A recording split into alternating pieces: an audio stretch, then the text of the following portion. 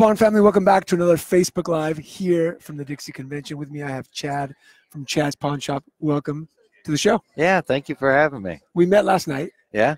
And you have how many stores? I have 7 stores. 7 shops? 7 shops, and I guess about 45 employees right now, 46. Awesome. And how long have you guys been in business? Chad's Pawn Shop's been in business in Louisiana now for 26 years. Okay.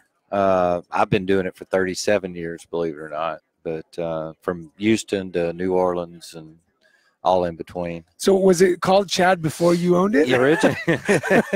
No, I actually 18 years old, I opened my first shop. Oh, wow. And on Nassau Road 1 in Houston. Okay. And Easy Pawn ended up scooping me up, and fell in Louisiana. Okay. And loved it down there, and met my wife, and been there ever since. So. And then went from 1 to 2 to 3 to 4. Yeah, and I love the business. You know, I love working with people and helping people.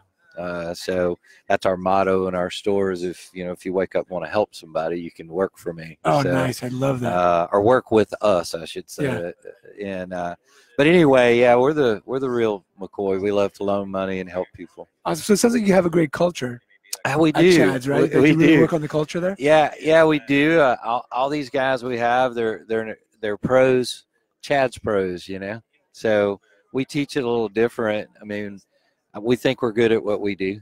And, seems like it. We try hard, and I definitely enjoy working with my guys. You know, they inspire me to get up every day, and so that's what we do. And I brought a bunch of them with me to the show, and I love to appreciate them, and they love their jobs. So let me ask you this quick question. You went from 1 store at 18 to 7 shops.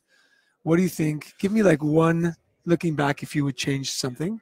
And 2, the second part of that is, what made that successful? What made Chad successful? Well, so if I was going to change anything, that's a good question. If you've got one person who's watching this, who's got 1 shop who wants to go to 2, what shouldn't they do? Okay. Don't be scared of your talent. Love that. You know, if you have the talent and you can get the finance, trust your talent. Usually, a single store operator, if they're successful, they have tools. They can get it done. Don't be scared of that next step, because after number 2, after the second one, the third one's easier and the fourth one's easier. Nice. And so there definitely, that second step that's a tough spot. I mean, I can remember being pretty spooked, and I'll never forget, I asked a CPA financial advisor I was working with, and told him this big deal, that's come up, and I have my chance for a second store, and he's like, "You're the dumbest smart guy I ever met." I was like, "What does that mean?" He said, "You're telling me that you know everything about what we're doing. We've got the financing, but you're just telling me you're scared, or what?" Yeah. So picked up the phone and called the guy and bought the store, and believe it or not, it's my best store I have today was that second store. And so now they're easier to do, and we can predict a little better now, and so we know what we're looking for, and talent's everything. Yeah. And it sounds like you obviously are looking for the best type of talent. You got to be a good person. Yeah. And then what we teach, buying a lawnmower, I mean, we can all learn how to do that. Yeah. But to teach people how to appreciate people. I love that. I think like what you just said about, if you wake up wanting to help people, then you can work for me, because there's different types of people out there. Oh, yeah. Some who like to help. Yeah. And some who just want to be behind a desk, punching keys, and that's okay. But how do you find those who want to help others? That's so. If I could change anything, that's what I'd love to be able to. I wish I was better at finding those people, because if I do get to run into them and we do get to share together, man, it's pretty magical. We get to help people together and appreciate what we do. But it is so hard to find them. And when I do find them, I do keep them. Nice. I mean, I have some 15-year guys. Yeah. Incredible. Yeah. Which, and I do just about anything to keep them, and not scared to tell them that, Awesome. So Yeah, I think that would be the story of why we're successful. I love that. Yeah. And so if you're a pawnbroker who's got one shop, I think it's never too soon to start building a great culture and finding the right people, because I agree, when my brother and I, we had a small little shop, we found the right people. We kept the right people. And then we were like, second store, let's do this. Mm-hmm. We were afraid, Mm-hmm. right? There was some fear, but we had the backing. We had the support of the team and our family, Mm-hmm. and it made it that much easier to get over that fear. Yeah, but there's a lot of, success for me. I don't, it's not dollars. It's people waking up wanting to come to work, and I picked up a few guys here lately, and guys and girls, but I picked up a few talented people that the word's getting out that we're not so bad to work for. And I'm real proud of that. I mean, I picked up a 25-year guy from Cash America the other day. Nice. And that's hard to do. I mean, he got changed careers to work with me. So that means I'm going to stay in the saddle, and we're going to continue to do it. You're doing something right? Yeah, man. Yes, I think we are. Awesome. I'm pretty proud of it.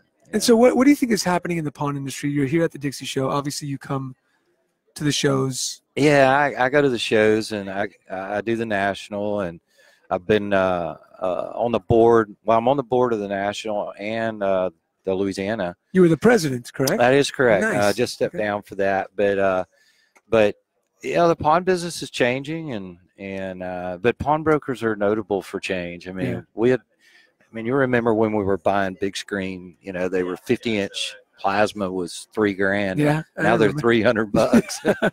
So we just have to learn how to adapt, and we do.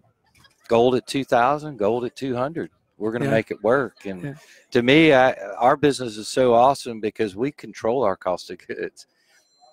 When you're selling, that's like, I've done a lot of podcasts and nobody's said that. Like, you control the cost of. Tell me more about that. Yeah, and that's how, to me, that's how what makes us so unique. If you stay on top of your game and you communicate well with the rest of your team, I mean, you can keep yourself out of trouble, and you can always keep your cost of goods, to where you don't fall apart and get hung up and stuff. But anyway, controlling your cost of goods, to me, we're the only guys that get to do that. That's amazing. Yeah, I mean, and that's a huge benefit, especially if you're on your game.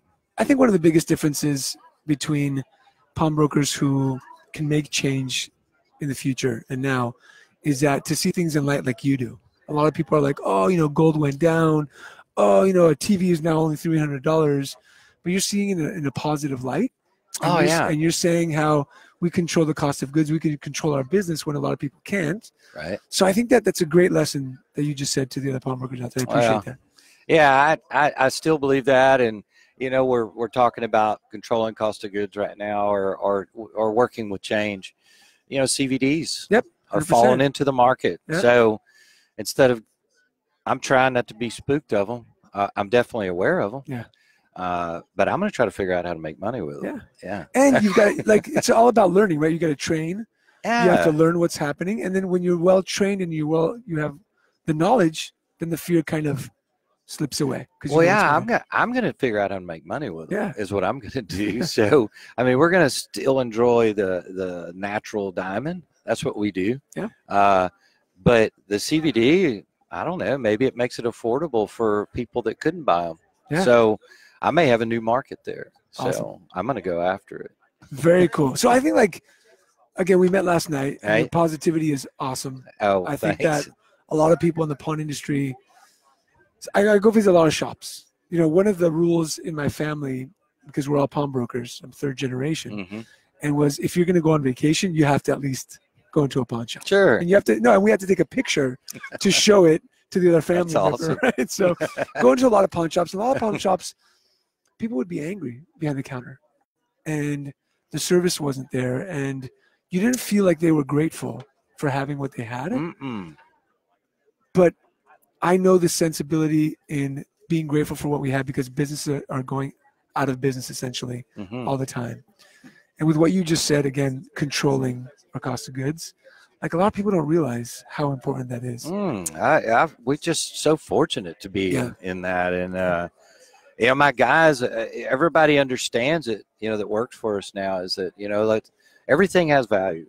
Yeah. And saying no is just wasting time, you know. You can't do that. People are wasting shoe leather to get in there to see you, you know, smiling and being nice and having a clean store. That's easy. Yeah.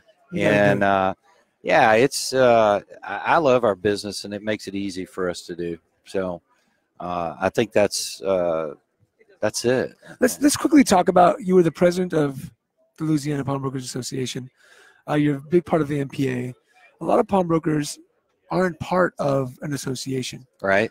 How important is that? Obviously, you were the president, so it's important to you, but what has it done for Louisiana having the association? You know, that's a great question. Being part of the association, the Louisiana Pawnbrokers, they have a nice, strong core, and they work together well, and we're a family unit. You know, we eat dinner together. I mean, we're close, but we do go to the state, and we defend our right to do what we do. And by having a voice and showing your cards all the time, people know who you are, and there's a phone number for them to call if they have a question. Nice. But being part of an association, to have your legal team behind you and have the lobbyist, it has to be there, because unfortunately people like to attack our rights, you know, but that's okay. Every time they do, we get to enlighten them about what we're really doing. Yeah. So every time somebody tries to pull us down, it actually turns out to be a good thing, so we can actually re-educate them. Yeah. So being a part of association, if you're not one, you need to be one. Yeah. So you heard it from Chad. Yeah. If you don't, and also if you don't have an association, like I know Utah's having problems right now, Arizona's having some problems right now. Different states who don't have associations are having issues. Like, we're a family. That's why I call it the Pawn family. Mm-hmm. Bind together, get together, put your differences of competition aside for a moment, and think about your future. And either join an association, call up the NPA for help. Sure.